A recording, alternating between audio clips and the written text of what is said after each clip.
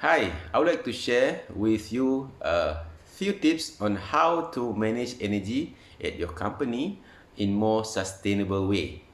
Okay, the first step is through practices, which is to avoid the waste of energy and also minimize or reduce the waste of energy. Mean that we don't waste energy by not overuse it. For example, if you have any air conditioners, it's not with no people in the room, switch it off, okay, and run your air conditioner at the optimal temperature, which is not too cold, okay, just to feel comfortable.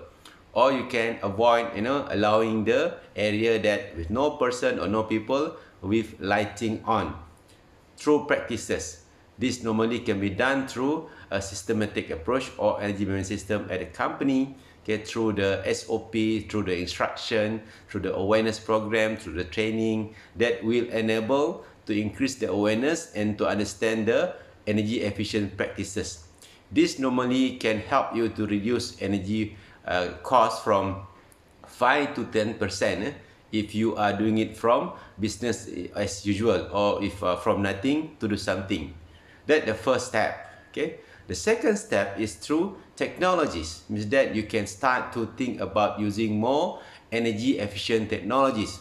For example, if you want to change your new air conditioning system, go for the more energy efficient system or technologies. If you want to change your lighting system, start to think about replacing the with more energy efficient technologies, for example, from T8 to LED lamps. Okay, think about more energy efficient technologies. Because why this is number two? Because this will involve investment or money.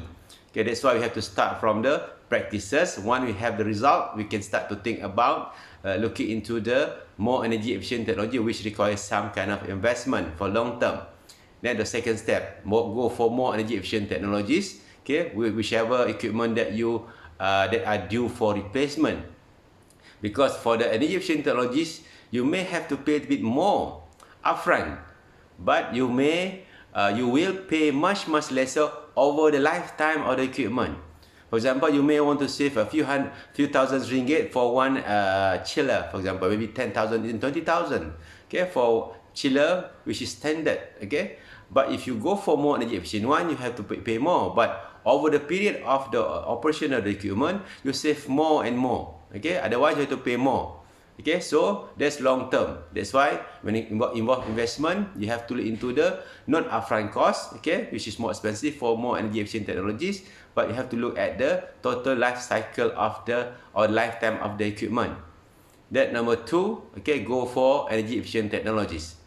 And the number three, okay, when you have done all the good practices, energy efficient practices, and you have already have all the energy efficient technologies, the next step is to look for alternative energy sources. For example, if your factory or your building has the rooftop, okay, you can utilize renewable energy sources. Okay, you can look for a renewable energy source. So, for example, like a solar PV system. That's supposed to be the three step from bottom to top. Because if you don't do this, so-called this in this tab, okay. For example, if you start with the renewable energy sources, okay, you go for solar PV rooftop, solar PV system at your rooftop of your building, but you're still wasting energy. So you still need to supply more, even though the supply of the energy is greener because of the solar PV system. That's why we need to look at this approach step by step. First, minimize or reduce waste. Okay. Second, look into the more energy efficient technologies. And only number three, look for alternative energy sources such as the solar PV system at your rooftop. That's how it's supposed to be.